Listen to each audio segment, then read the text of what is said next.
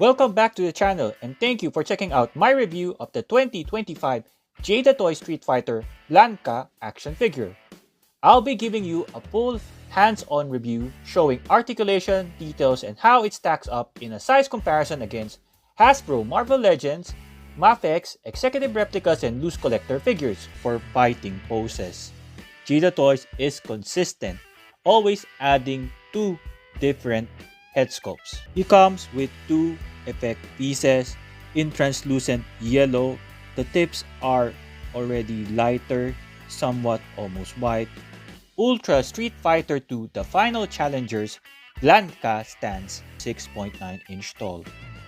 Blanka, besides other Jada Toy Street Fighters action figures, Guile, the shortest female Kami, then Chun-Li, Sagat, Executive Replicas and Loose Collector, Red Sonja,